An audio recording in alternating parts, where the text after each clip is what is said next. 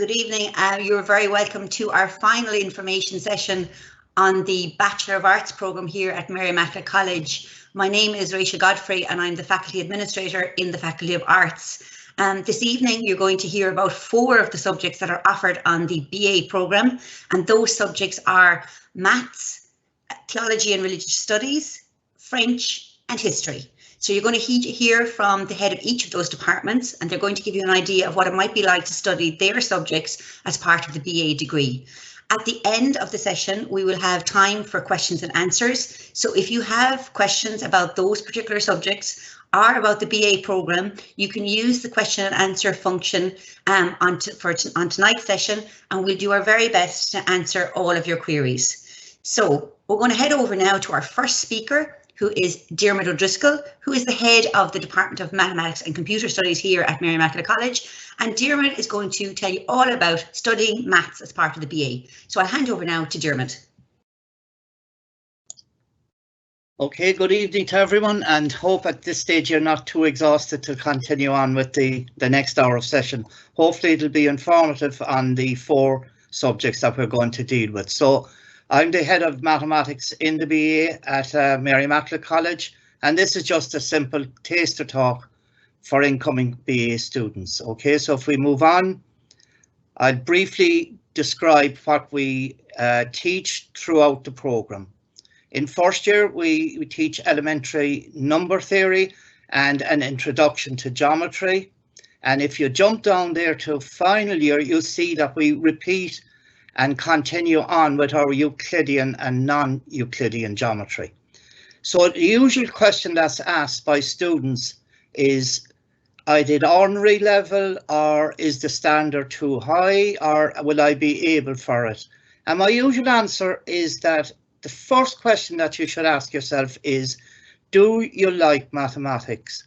And that is the basis for continuing on with mathematics. Your ability comes into it on the second level, on the second question. If I did ordinary level, am I going to be able to do a BA in mathematics? And the answer is yes. You can see there in our first year, elementary number theory is not taught in the Leaving Cert. So it's a sort of a neutral course that we introduce to all incoming first years, irrespective of their background. We spend a lot of time on geometry, and it's mainly towards a teaching council accreditation, because geometry is, as you know now yourself from Leaving Cert, it's a huge part of the course. We also do a lot of calculus and statistics, which are hugely involved in the Leaving Cert course as well. So basically, you must like the subject at school, and your foundation would be good grades at ordinary level, and we look for good grades at the higher level as well. So if we move on to the next slide, we can see, where do our graduates go? Now, mainly our graduates go on and they study further education. A lot of our kids come back and they try to get into primary teaching. They go on to secondary teaching. Some go on and do financial studies, mainly in UL and DCU. So, and there are plenty other disciplines that students study after they complete their degree. In the workplace, finance and banking are big ones, software, creation of software, and again, education, not necessarily teaching. Okay, so if we move on, we'll see that, how would we imagine a world without advanced technology? Okay, and this is a sort of an introduction to where geometry was used so many years ago. So could we measure the radius of the Earth without the advances that we have today? So if we move on, we'll see that, could we still answer our question, what is the radius of the Earth? And the answer, once we move to the next slide, is yes. How did they do it? Way back in 300 BC, how did they estimate the radius of the Earth? That's what always used to fascinate me in school. With the exception of the explorers and the traders, people usually lived within a 20-mile radius. So how did they come up with radius of Earth something like 6,000 plus kilometers? So let's have a look at that on the next slide.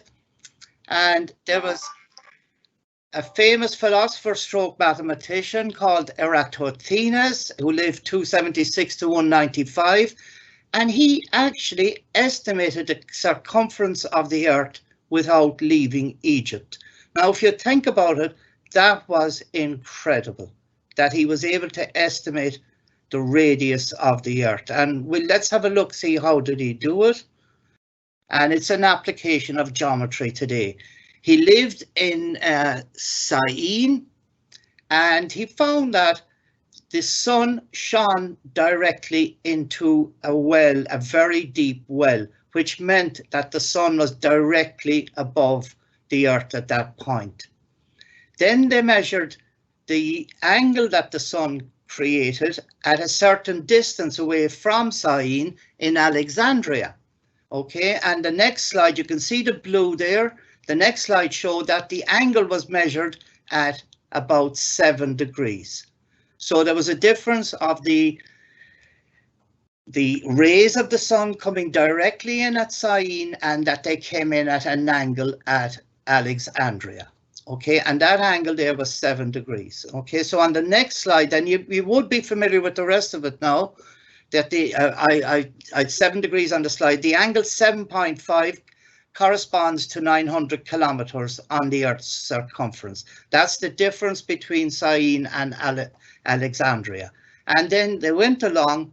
1 degree is 900 over 7.5, and 360 degrees is 43,200 kilometers. So the circumference of the Earth worked out to be 43,200, giving a radius of 6,875, only 8% out. Now, that to me was incredible. Like this Eratosthenes had not moved 50 kilometers from his birthplace. What was the biggest problem? Why was it out? It wasn't the 7.5 degrees, it was measuring the 900 kilometers. They had difficulty measuring the distances between towns or cities. So that was just one piece of geometry that in the modern day that was used so far back to estimate unbelievable sizes of distances. Okay, and if we move on then, we get these type of questions, and we deal with this in first year. So if you got some number like that, I don't know, is it a 12-digit number, and you're asked, does 11 divide into it evenly? But that is, there is a remainder of 0. So that would take some division there without a calculator, but we show students simple enough calculations that will tell you whether or not it's divisible by 11. And if we flick on, Martin, all you have to do is add the digits 4 plus 3 plus 9 plus 8, work it out. The next slide will give you an answer. The answer is 9. Next slide, 9 is not divisible by 11. It's not divisible by 11. Now, I've taken the exact same number and I've replaced the 4 with a 6, and I've added a 9 to the number from the second one. Now, why are both of them divisible by 11? Because the 4 is replaced by 6, which means your answer goes to 11, and 11 is divisible by 11, and that's an extra 9 at the end. So we add 9 to 9, we subtract 9 from 9, we get 0, so that's divisible by 11. Okay, and our next slide. Okay, if you had a pen and paper, this is a nice one. You write down any 3-digit number where the first and last 2 digits differ by 2 or more. You reverse the number. You subtract the smaller number from the larger number. You reverse this result, and then you add the 2 numbers, no matter what number you picked at the start. you're always left with 1089. And we'd show you how those little tricks work. That's the elementary number theory course, and the geometry course was clear on my slides earlier on. Okay, so that's a brief introduction to what we teach and where geometry was used. And I just hope you enjoyed the talk, and I'll take any questions later. And I'll hand you back now to Rachel. Thanks so much, Diarmuid. That was really fascinating, and I'm sure lots of people are delighted to know that you don't need to have honours level maths in order to take maths as part of the BA degree programme. So if you have any questions about tonight's presentation on maths or about studying maths in general, please do use the question and answer function, and we will get to your questions later in the evening. We're going to go now to our second speaker of the evening. And our second speaker tonight is Professor Ayman Conway, who is the head of the Department of Theology and Religious Studies. So I'm going to hand over now to Ayman. Good evening, everybody. Thank you for joining us. And like just what we've been listening to about maths with Diarmuid, I hope it's not too much for you, but we're really delighted you've stayed with us this week. And thanks to Rachel and Martin and all those who are supporting our interaction in these strange times. Over the years, we've looked forward so much to welcoming you all on campus and being able to talk face to face with you. And please God, we'll be able to do that again very, very soon. I was struck by the way Diarmuid said to you that if you're thinking about doing maths, the most important thing is not necessarily your intellectual ability, but that you actually like the subject. And I think that must also be the case if you're going to study theology and religious studies. And, you know, very interesting, a family I'm very close to, very good friends with, they have a guy who's doing the Leaving Cert at the moment. His name is Josh, and he got extraordinary good news during the week for him. He actually got a place after much interviews and you know, really having to write essays and stuff. He actually got a place to do theology and religion in Oxford, and he's actually thrilled to bits about this. So, you know, it is interesting that there are a lot of young people out there who are actually considering doing theology and religion, and they could probably answer better for you than I can. You know, we've 60 first years at the moment on the Limerick campus doing theology. We have 48 doing it on the Thurles campus, and it mightn't at first seem like an obvious choice or an obvious option for you, but in fact for many, many young people it is one that they're very interested in. Mary Immaculate College is one of the few places where you can actually do theology and religion as a subject at third level in Ireland. For various reasons, a lot of our universities do not have it. We have this department running since 1999, and we've graduated hundreds of students both at undergraduate level and also at postgraduate level. We currently have 10 research students doing PhDs with us in various and fascinating topics. One of our graduates this year in the BA program, Colin Moore, and you might have seen he's in one of our short videos, has just started a dissertation, a master's dissertation with us on Christianity and crisis. So that I think will be fascinating for him. So as Diarmuid said, theology and religious studies, just like maths, theology and religious studies, you need to have an interest in it. So I would say the first criterion to decide, are you curious about the kind of questions that religion sets out to answer? Do you have a sense of wonder about those? And, you know, a lot of our academic subjects, a lot of our disciplines address the how questions. You're going to learn skills about how you can do different things, which is hugely important. Theology, though, and philosophy, which I understand some of you may have been looking at last night, addresses the why questions.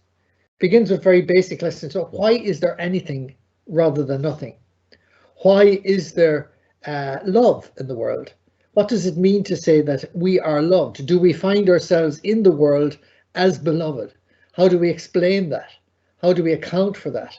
And this is, in a sense, the area where the religious questions begin to surface. Does it mean to make sense at all about speaking about a God who has created us and loved us into being?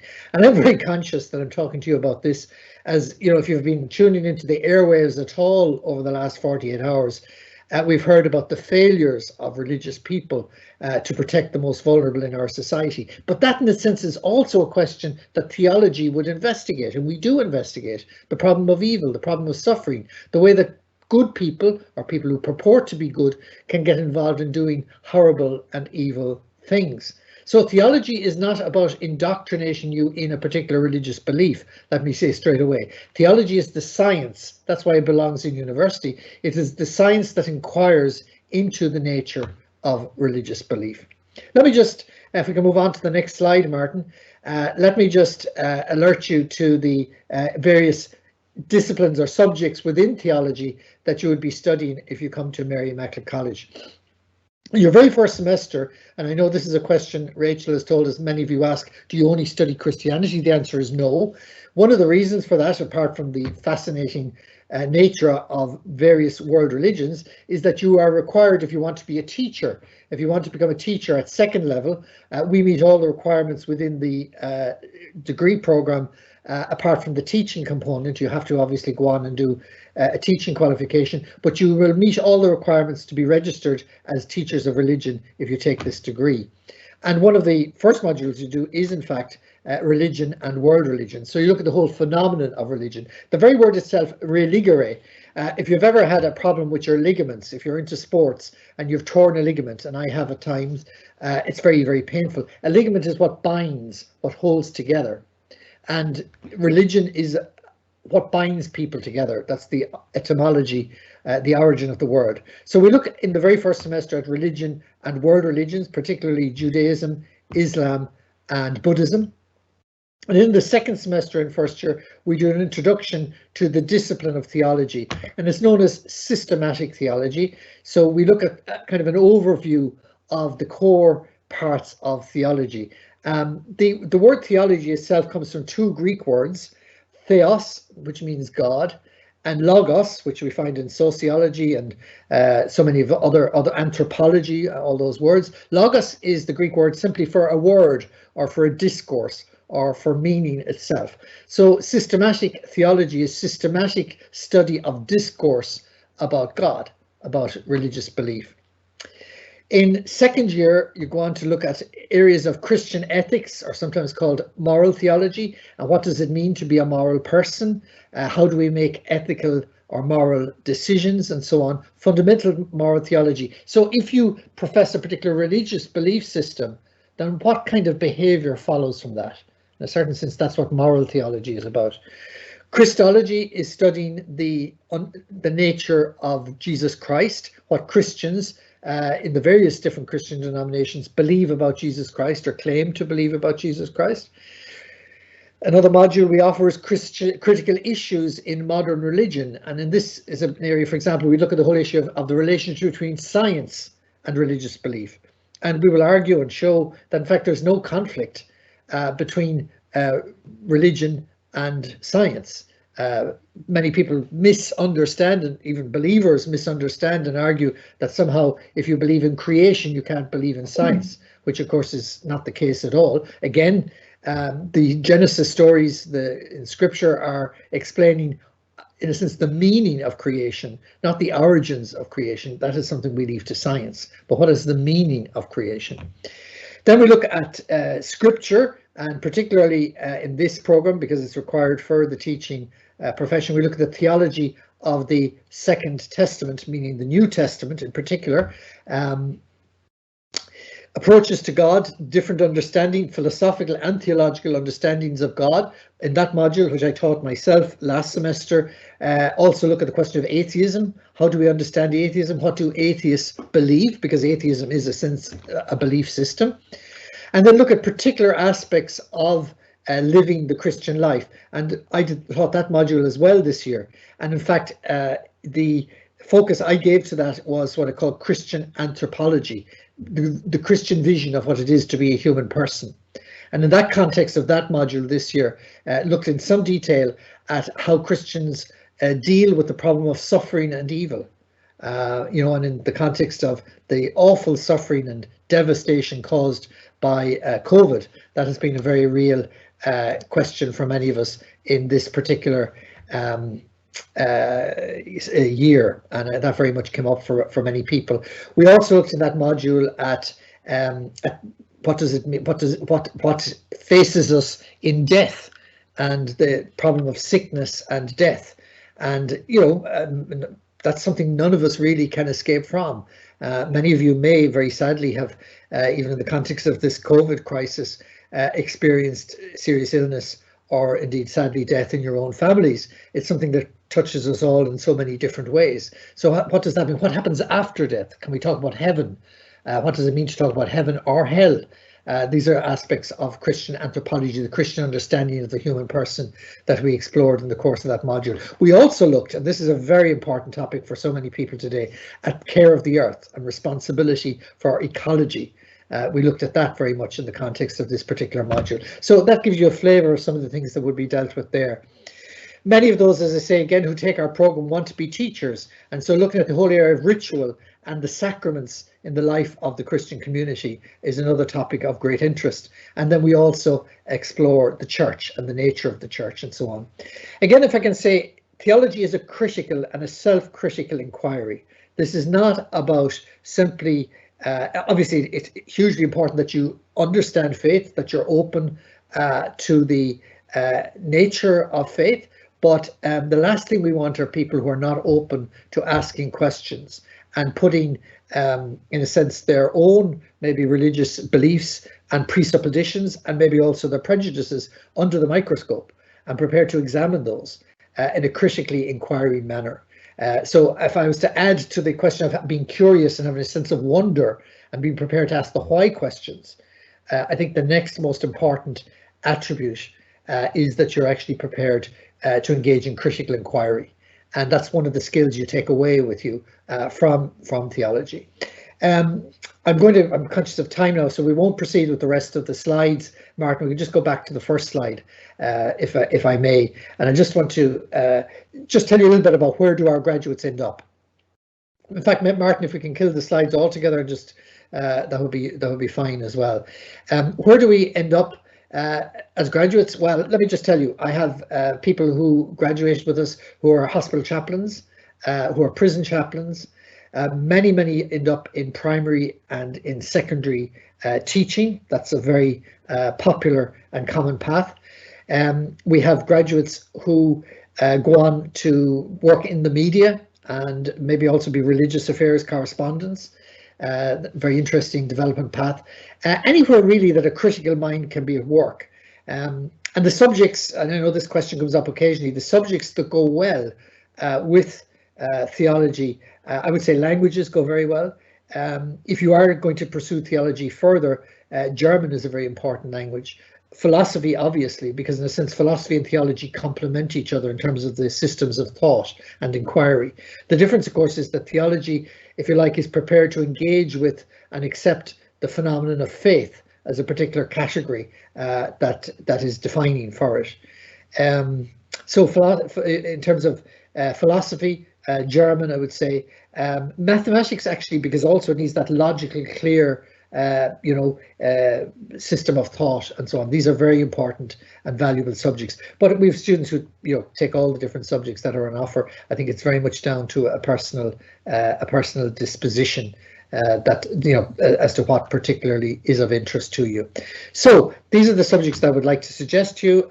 There's some introductory thoughts. I see the French department is sort of rushing, is nearly ready to be launched there. At least I see it up on the screen. So let me draw to conclusion and say that delighted to welcome you, to welcome questions from you about the study of theology and religion at Mary Immaculate College, and to open up the possibility of that for you if it's something that you particularly like to engage with. And I'll be available now during the question and answers that'll be following in a while. Thank you very much indeed, Rachel. Back to you.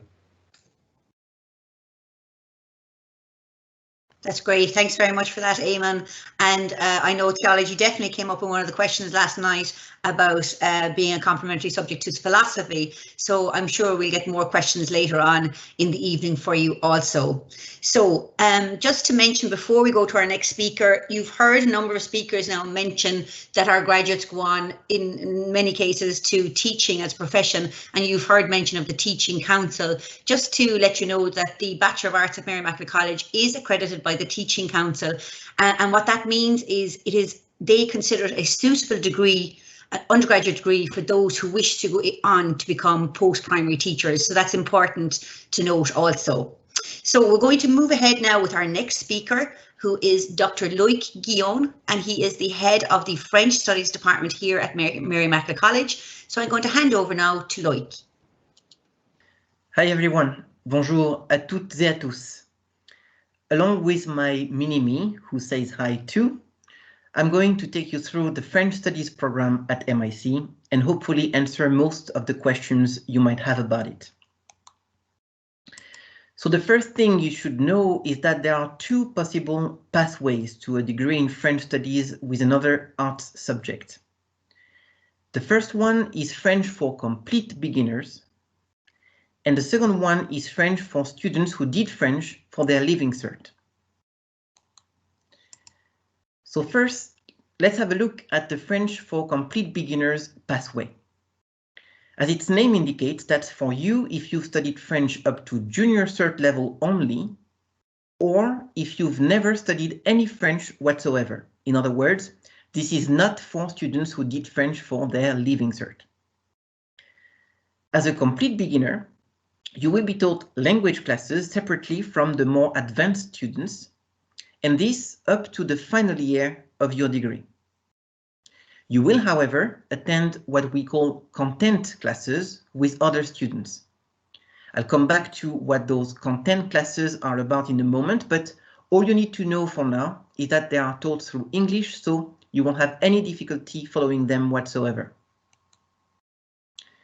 Now, let's have a look at the other pathway, which is French for students who did French for their Living Cert.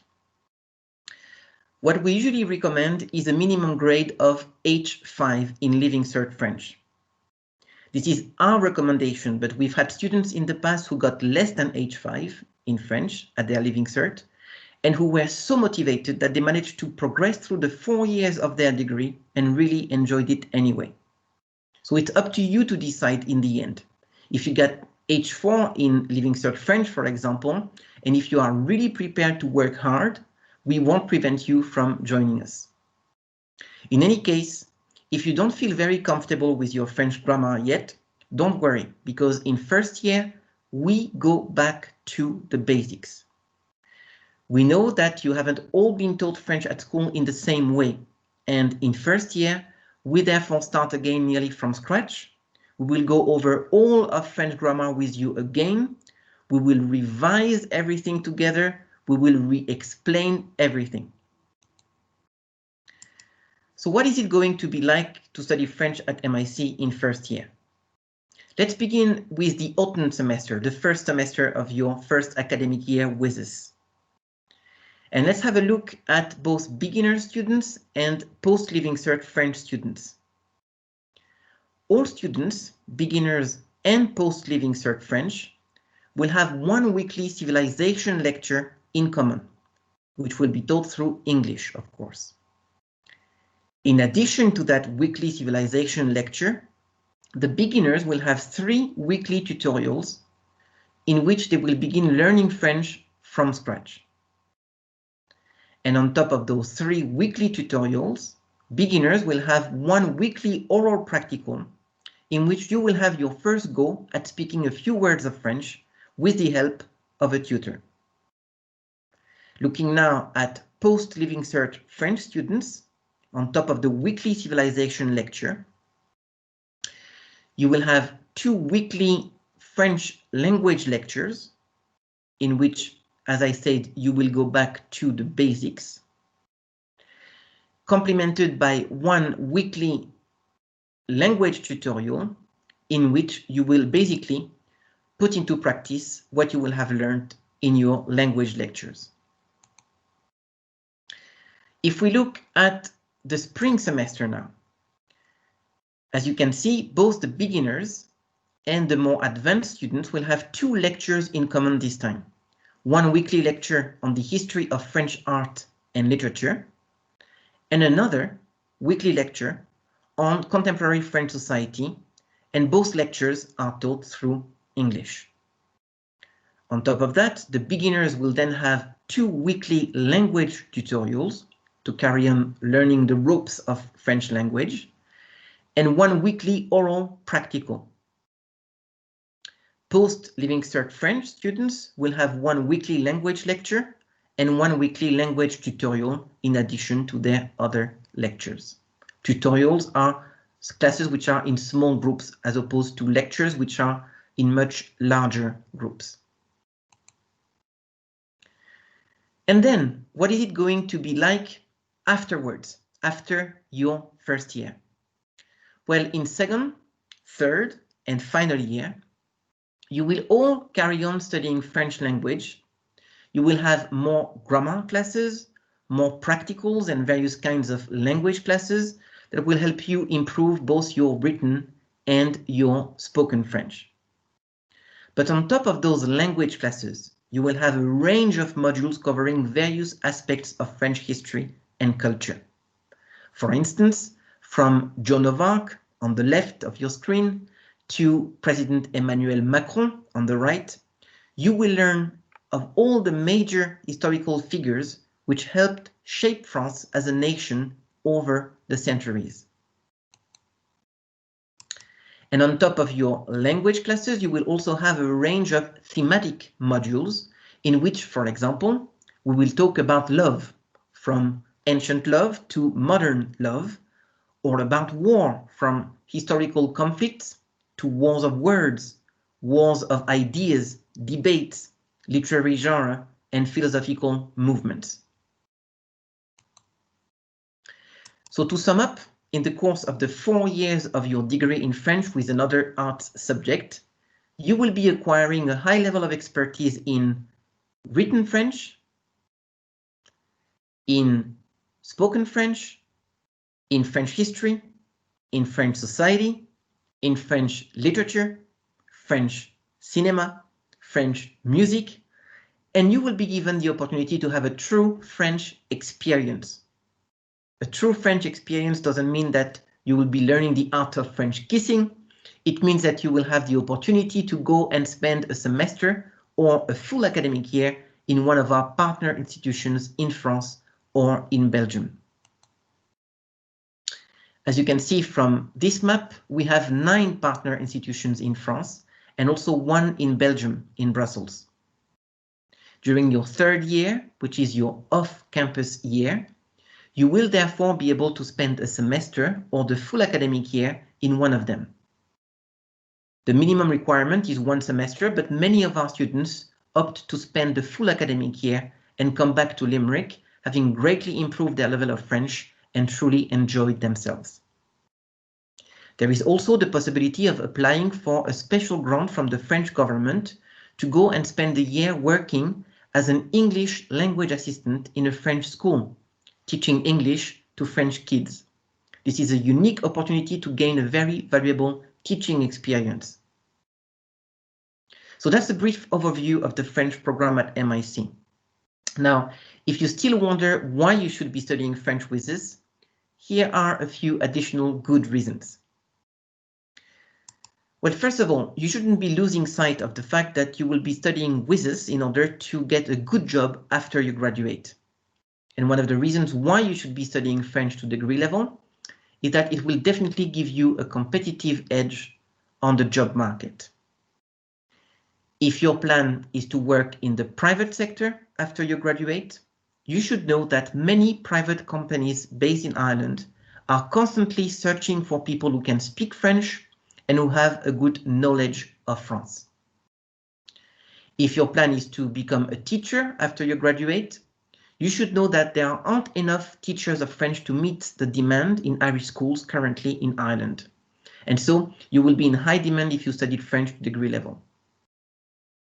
More generally, you should keep in mind that French is an international language spoken by over 300 million people across the globe. And that French is one of the official languages of many international organizations. So that's a lot of job opportunities, a lot of open doors for the future. And finally, since Brexit, since the 1st of January, France has become Ireland's closest EU neighbor. So this is the promise of even more exchange opportunities in the years to come. So basically, by studying French, you will make the world your oyster. So I hope I've given you a good overview of the French program at MIC. And if you have any questions, there will be a Q&A session a little bit later today, a live one, and I'll be there to answer your questions. Otherwise, if you wish, you can also send me an email. You have my email address at the bottom of the slide there. So thank you very much, and I hope to see you soon at MIC. Thanks. Bye-bye. Thanks very much, Lloyd. I also want to let you know that if you have questions after this evening's information session for any one of our speakers tonight or on any of the other evenings, you can, of course, contact them via email. The contact details are all available on the college website. Just simply go to the college website, www.mic.ul.ie, look for the department or subject which you are interested in, and you will find the contact details for those faculty members there. They are more than willing to answer any questions that come in, and they do receive quite a lot of queries, particularly coming up to the CAO deadline. Our final speaker this evening is Dr. Liam Chambers, who is the head of the Department of History, and I'm going to hand over now to Liam. Hello, my name's Liam Chambers, and I'm going to talk to you a little bit about studying history at Mary Immaculate College. So what I'm going to do is I'm going to talk about 4 things, and I'm going to do that briefly. First of all, I'm going to talk a little bit about why history matters. Secondly, I'm going to talk a little bit about why practically you might consider studying history. Thirdly, then I'm going to say a word about studying history specifically at Mary Immaculate College in the department I teach and work in. And then finally, I'll very briefly provide some pointers for further information if you'd like to hear more, and I'm sure you will. So let me begin by saying a bit about why history matters. So one reason to study history is, of course, that the past is endlessly fascinating. It's just very interesting. And that's what draws many people, including myself, to the study of history in the first place. But history's more than just an interesting subject. I think there's a strong case to be made that history matters, and it matters now maybe more than ever. History is, of course, about the past, but by studying the past, we understand now, we understand the present, and indeed we get to reimagine the future. So I'm just going to take a couple of examples and talk about them fairly briefly. So we've been hearing a lot about the US presidential election in recent weeks and the fallout, of course, from it. These events have been truly remarkable on many levels. My own view is that we can't really understand the significance of the election or indeed what has happened in the days since without a very strong understanding of history. And that particularly applies to the events of the 6th of January. So as you all know, Donald Trump, there he is, held a rally in Washington, D.C. on the 6th of January. This is a picture from that rally. And the result of that rally was that he called on his supporters to march on the Capitol, which is the US seat of government. This resulted in a sort of historic storming of the building by his supporters. And I think that many of us watched this horrified on television as it unfolded literally before our eyes. We need to bear in mind that 5 people died in the course of this sequence of events. From the historian's perspective, one of the striking things for me watching it was that across United States television stations, radio studios, online platforms, historians, among others, but historians were crucial in trying to help people to understand what took place, to try and put it into some kind of context. And you could see the significance of history as well in the images that were broadcast around the world. And there's so many striking images that, you know, I could take lots of them, but I'm going to confine myself to 2 incredibly striking images. So this is frankly, what's now practically a famous image of a man, one of the rioters or the stormers of the building, carrying a podium. And it's not just any podium, it's a podium which bears the seal of the Speaker of the House of Representatives. And it looks like he's on his holidays, smiling and waving at the camera. But take a look at the picture in the background.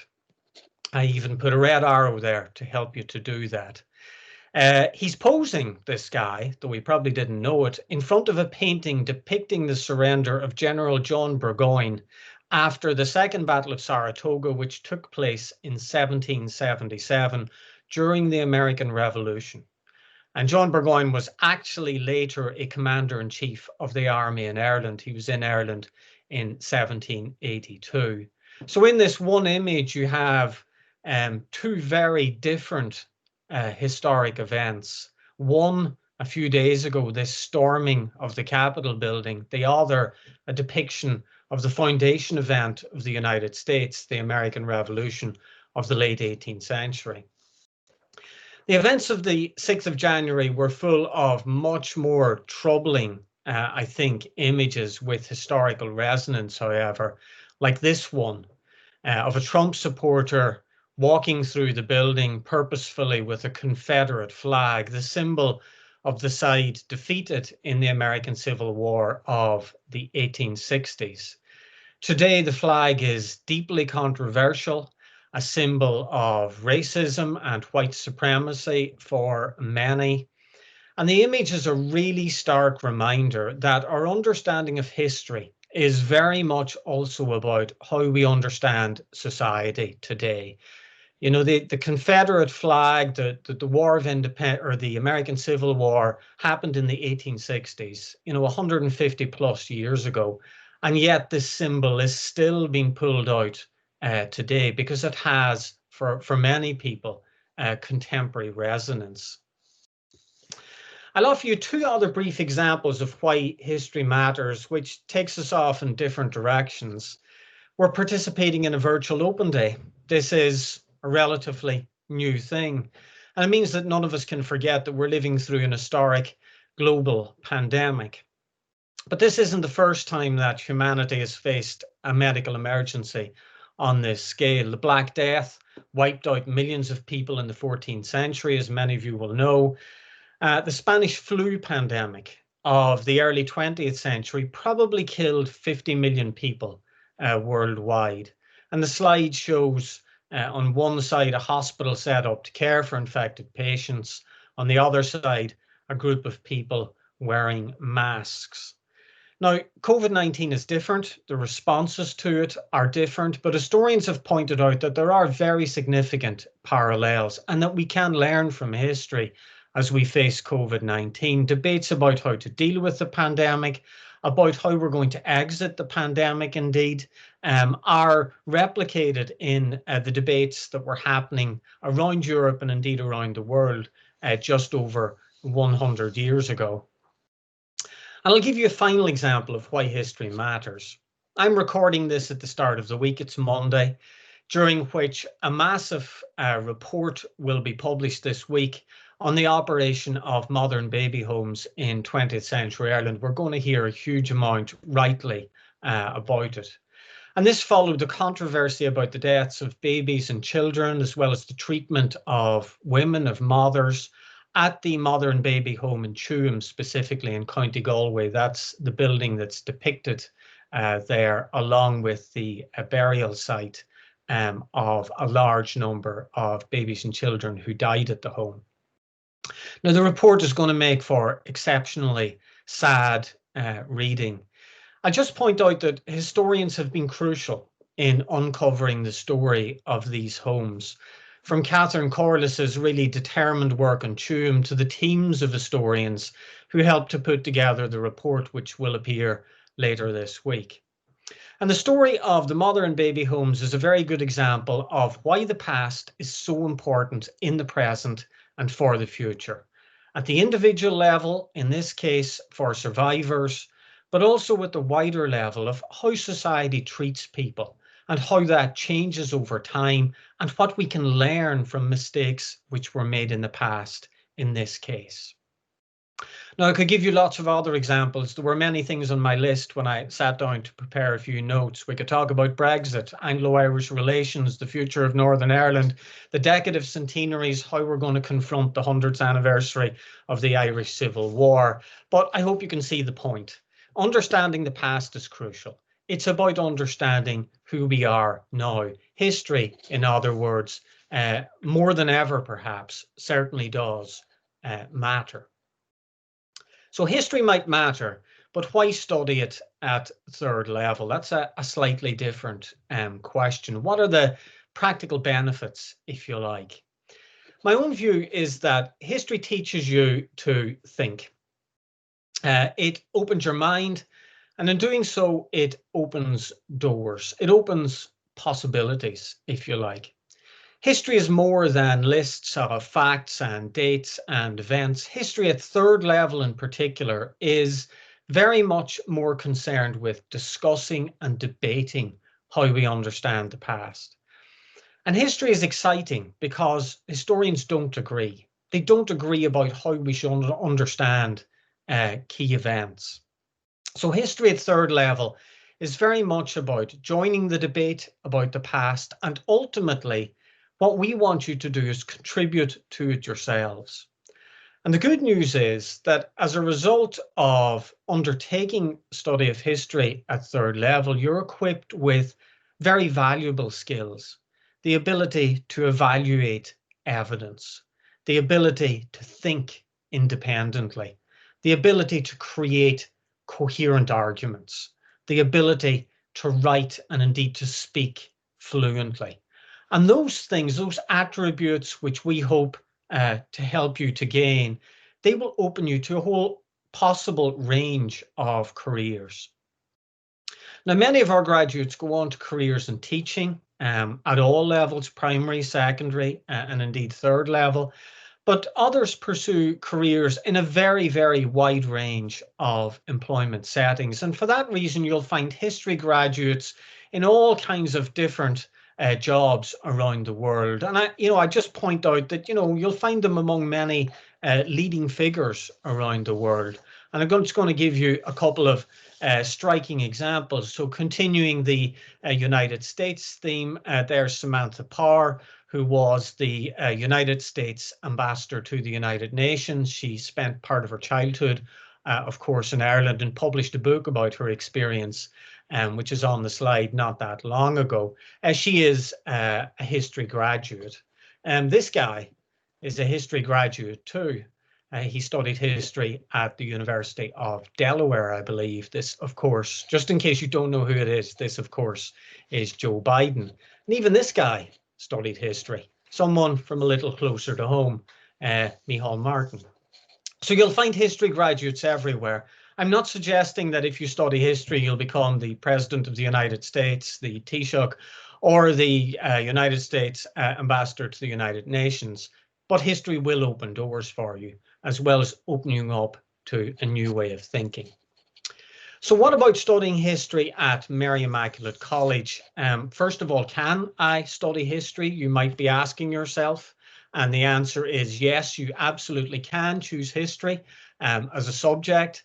There are no specific admission requirements. If you are not studying history, if you're a current Leaving Cert student, or you didn't study history, if you're a past Leaving Cert student, that's not a problem. So I often say at these events, if you study Leaving Cert history, that's great. If you didn't study Leaving Cert history, that's great too.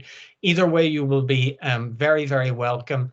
I'm often asked at open days, if I didn't study Leaving Cert history and I take it up at third level, will I be at a disadvantage? And I always emphatically tell students that they won't. And no student has ever come back to me and said, I was at a disadvantage. You won't be at a disadvantage, because I'm aware that, some students choose not to study history at Leaving Cert for very practical reasons, given the way options work in particular school settings. If you decide to come and study history with us, and we'd love you to do that, what kind of history will you study? We offer mainly Irish history, European history, US history, and also some aspects of global history. We cover a fairly broad range from the Middle Ages through to, at this stage, the early 21st century. And we're also very keen to introduce you to studying the past from as many different angles as possible. So we're very strong in social history, on cultural history, gender history, political history, and a whole variety of other ways of approaching the past too. All of our lecturers are active researchers. So when you come and study with us, you'll be encountering up-to-date approaches, up-to-date findings in lectures and tutorials. Frequently, we'll be bringing the fruits of our own research into class and sharing that with you in order to encourage you to think of yourself as a researcher as well. And given the size of Mary Immaculate College, we hope that one of the things that we can offer you is an ability to interact with us and to get to know your lecturers. And we hope that that's of benefit to all of our students. So if you'd like some more information, and I'm sure that all of you will at this point, I'll just point you to a number of things that you can take a look at.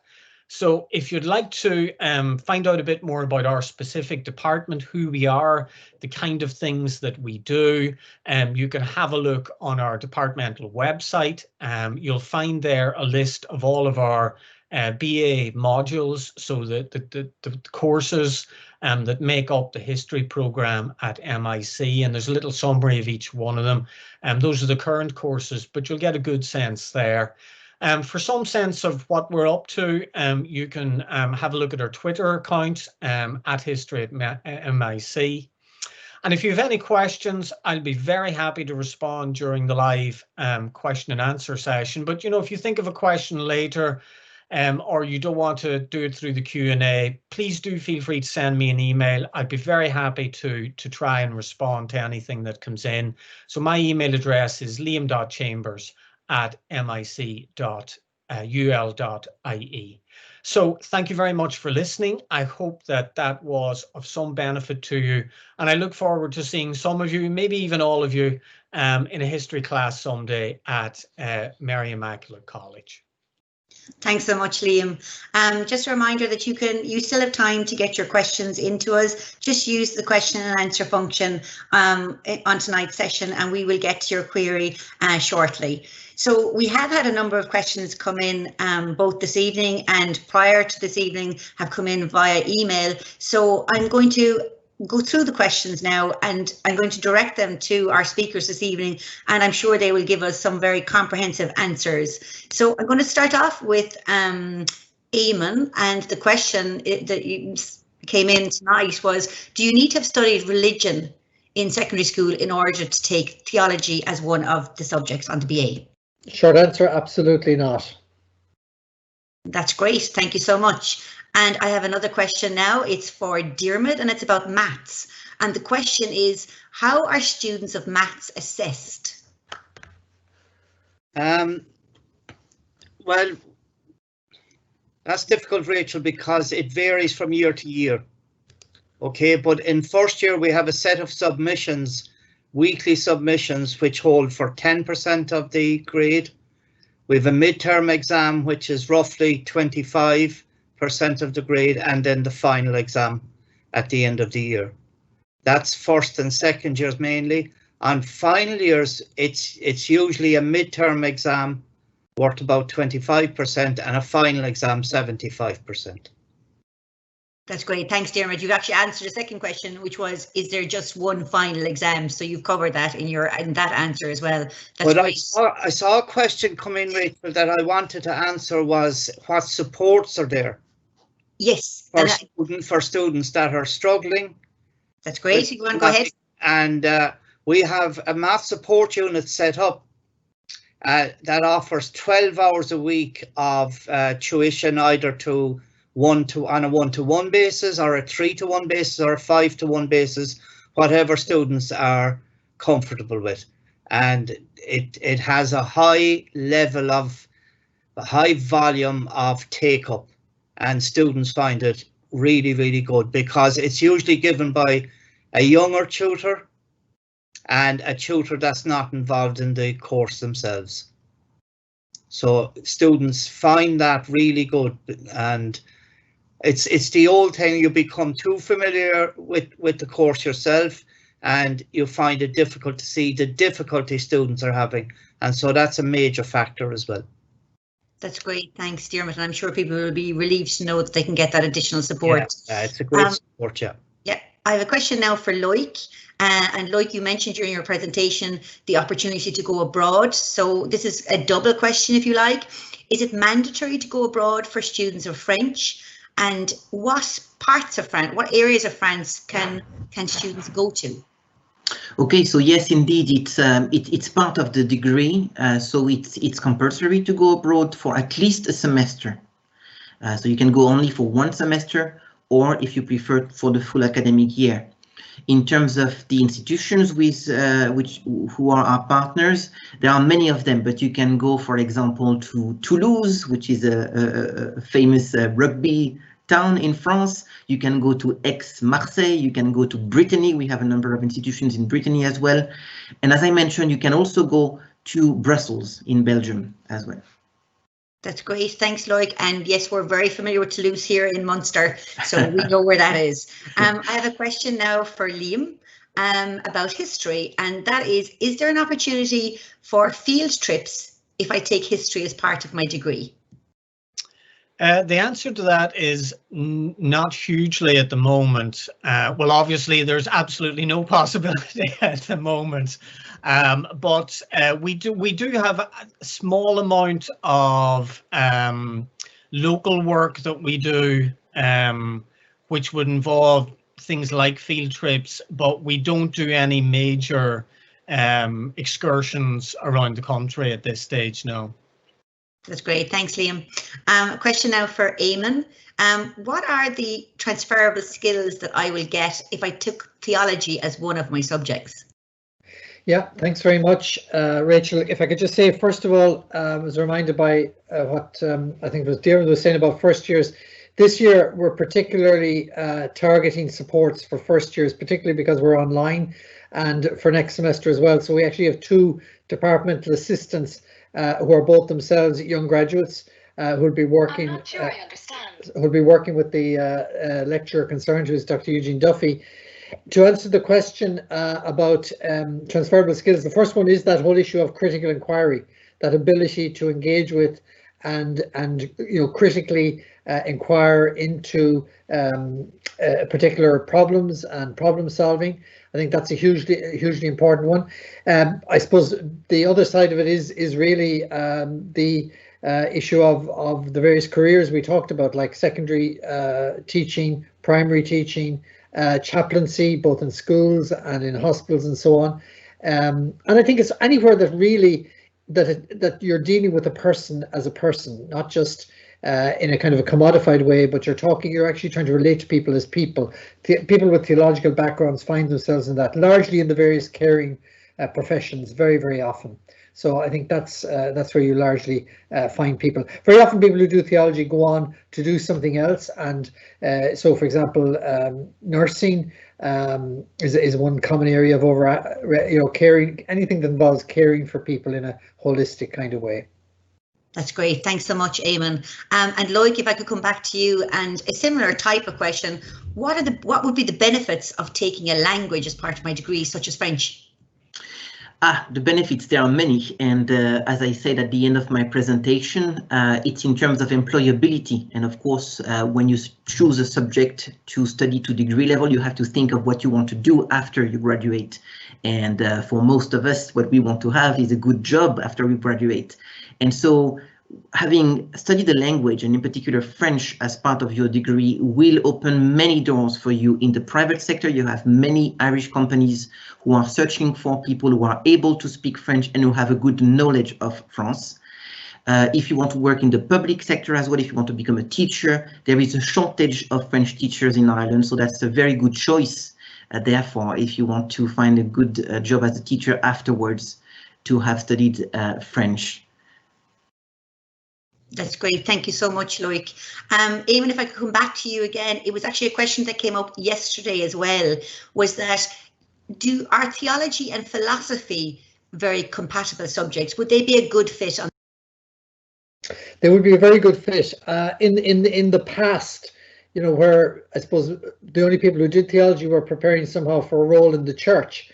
People usually did philosophy before doing theology, and that would have been the case with myself. I did a degree in philosophy and sociology before I went on to do theology, but they are very, very compatible. They're looking at the same questions very often from different but compatible perspectives. And I suppose it's where you're talking about really bringing faith and reason together. So philosophy takes a very particular view on reason, and that's very much a compatible way of looking at what rationality is, how to reason about life, how to reason about and argue about life, and that love of wisdom, which is literally what philosophy means, philos sophia, that love of wisdom, that love of knowledge, and so on. And so they're highly compatible. Yeah, they are. And I think they develop the mind very well. And I suppose just to go back to the other question about what are the transferable skills, you see, it's also about what kind of a person are you going to be at the end of your studies. And that's what all of the humanities have in common. It's not just about what you can do, it's who you are going to be, the kind of person you are going to be in the world. Now, of course, the eye has to be kept on how you can make a living in the world, but who are you going to be and the kind of person you're going to be? And philosophy and theology work very, very well together as a formative combination of subjects. So also history, by the way. I didn't mention history earlier when I was speaking. And as I did mention the languages, because again, the languages form you in a particular way of thinking and reflecting. I mentioned German, but clearly French as well. And that opens up a whole area of reading. The ability to actually read in these different languages, to be able to engage with texts, particularly for postgraduates, is hugely, hugely important. And of course, there have been so many historical links between the Irish Church and, for example, the Church in France as well.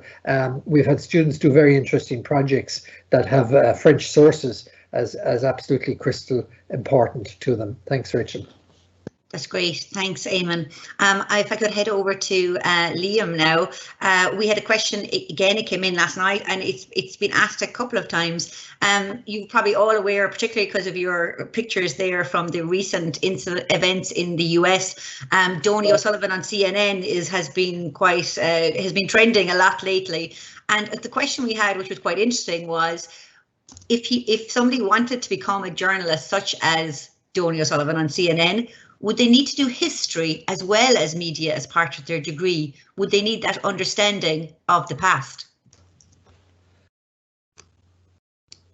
Thanks, Rachel. That is a particularly interesting question, actually. And I think there are many subjects that would allow one to understand current affairs. Media is an obvious one, but history would be incredibly useful, actually. I mean, things like sociology, politics, and as well as many of the things we offer would be very valuable as well. But what history allows you to do is it gives you a depth in your understanding of what's going on around you. I think that's what it brings to bear. That's a little bit different and a little bit extra.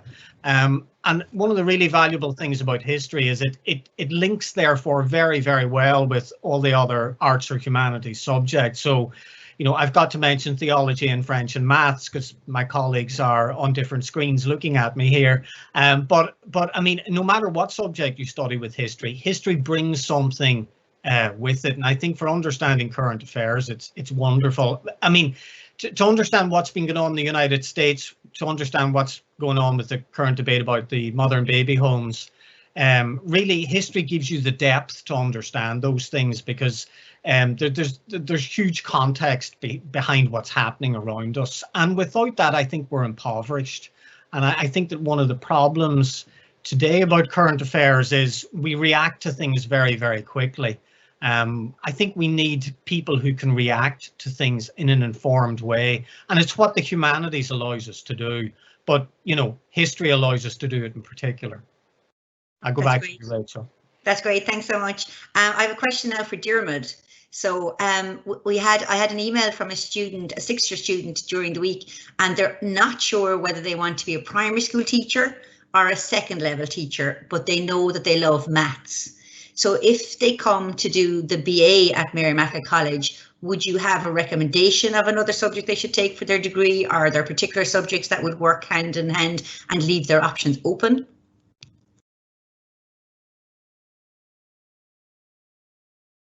Your microphone is on mute, Dermot, if you could take your... Yeah, it's a fair enough question, Rachel, and Great. it's a difficult question to answer. I would hate to pinpoint other subjects now, right? At secondary level, it's easy because you pick your second subject and then you go on and do your PME in those two particular subjects. Okay, so you do maths and French, you do maths and history, maths and TRS. You expect to teach those two subjects at secondary level. Primary level is a different kettle of fish. So because you know there isn't French in primary level, there isn't German at primary level. There are in some schools. Philosophy is sort of built in, but not as a subject. TRS probably is a subject. So I couldn't answer it for primary level really, Rachel, right? Because maths and history are both taught at primary, maths and geography, maths and TRS is there in a different form, maths and Irish, of course, maths and English. So I'd hate to pick out a subject that would best suit someone who's done primary.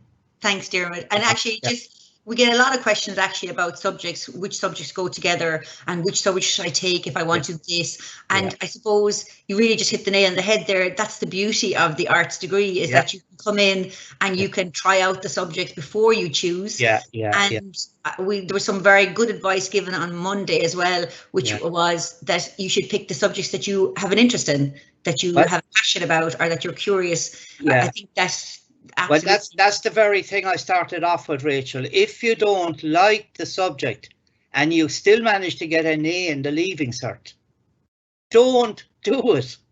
Don't do it because you're not interested in it. You got a great grade in the leaving cert, so you're well capable of it, but don't do it. That's my main advice. You have to like the discipline that you're going to choose.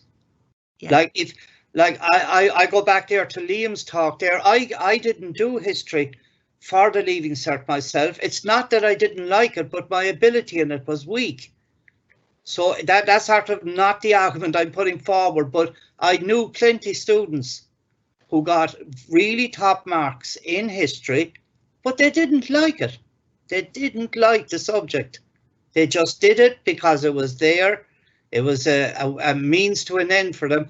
And needless to say, they didn't go on and pursue it in college afterwards. So my first thing is, if you don't like it, don't go near it. Don't go near it. Yeah, that's the advice we usually give to students, is go with the subjects you like. Actually, talking about history, I have a question about the history program, and you mentioned that the types of history that they study, not just Irish, but I have been asked, is it predominantly Irish history that is studied on the BA program? Thanks, Rachel. Yeah, that's a good question too. We do quite a lot of Irish history, but we do plenty of other kinds of history as well. So we do concentrate on Irish, or sort of three strands, if you like: our Irish history, Middle Ages, late Middle Ages through to now; European history, which we cover from the late medieval period through to now, and also American, mainly United States history, which we cover from about the 18th century, American Revolutionary period, and well, actually the colonial period through to now as well.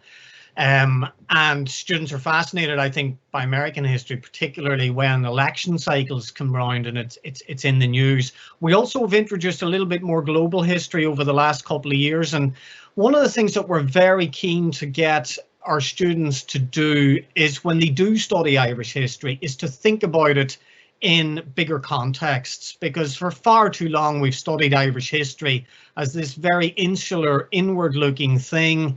You can't understand Irish history without having a really, really good sense of the context in which change happens in Ireland. So, and that has to be beyond the Anglo-Irish into European contexts. A very hot thing at the minute in history is transnational history, the idea of studying history beyond national boundaries, and we bring an awful lot that into the classroom, just because most of us are engaged in work of that nature in various different ways. I'll just give you one example. A lot of us are very interested in migration. So migration to France, for instance, migration to the United States, and migration to other parts of the world from Ireland. And that's a part of Irish history that's often been sort of left out or an added extra. We try to bring it in and teach it as part of teaching Irish history. So yeah, there's a good bit of Irish history. So if you're interested in Irish history, you'll love it. And if you want other kinds of history, you'll love it too. There's nothing not to like about it. Thanks, Rachel. That's great. And like, it is surprising given the levels of migration that Irish people have engaged in for centuries. I have another question for Liam about history, and that is, do students get a choice in modules? Do they get to choose different options? Yeah, we have probably a little more choice than some of the subjects. So in first and second year, you follow a sort of a set number of modules, and really we're building you up then to final year, and in final year we offer a choice of modules. So we teach slightly more specialized modules in final year, but you get to pick the ones that you want to study. And also I'd say, and you know, some of the other subjects do this too, we put a lot of emphasis on encouraging our students to write about what they want to write about within a particular module. So for example, we'll teach a module, and for the final assessment, it might not be an exam, it might ask you to come up with an essay, to do a little bit of research for that essay in the time that you have.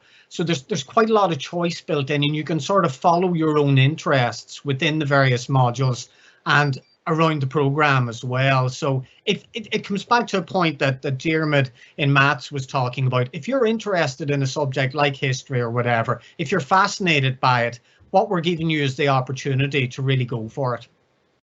That's great. Thanks, Liam. A question now for Loic. Is it possible to go into translation work, particularly in Brussels, if I'm a graduate with French? Yes, absolutely. That's the first step towards becoming a professional translator. And afterwards, you would have, of course, to do a postgraduate degree, like an MA in Translation Studies, which you can do in Ireland. And then you can take part in the competitive exams to become a translator for the EU in Brussels. So that's one of the possible paths, indeed, that you can have with a degree in French. That's great. Thanks, Loic. And another question for Ayman, and that is, would a lot of graduates of theology go into the pastoral work? Yeah, they do. I suppose I have to be honest and say that work in pastoral settings where you're being paid by the church isn't necessarily very stable, and that is a problem, but there are opportunities. And yeah, people find themselves, as I say, working in certainly in publicly funded positions. You find theological graduates in hospitals, in prisons, in schools as chaplains. They're pastoral settings that are obviously remunerated properly. But also there are contract works, mostly unfortunately contract positions in pastoral settings, working in places of pilgrimage. Knock, Lough Derg and so on are ones that come immediately to mind.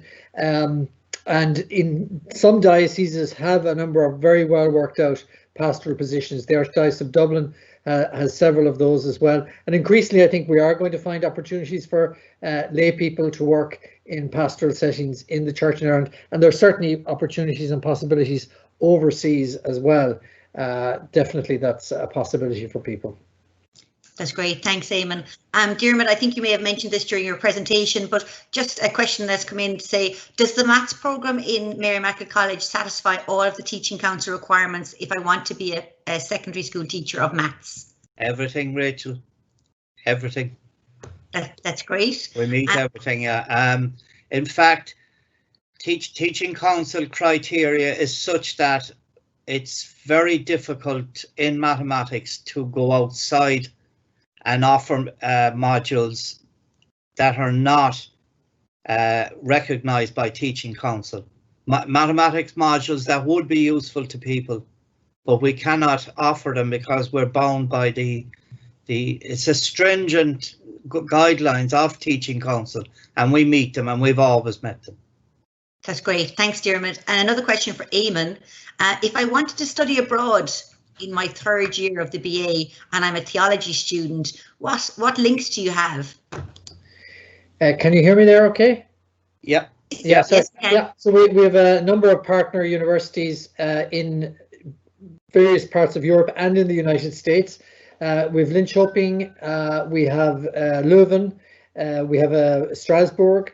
We have a number of partners where people can go and study, and then also in the United States. And it's something we very much encourage. I think that experience of being on another continent or another context for one's studies is very, very enriching. I think the one that we find most students tend towards is Leuven, where courses, of course, are offered in English.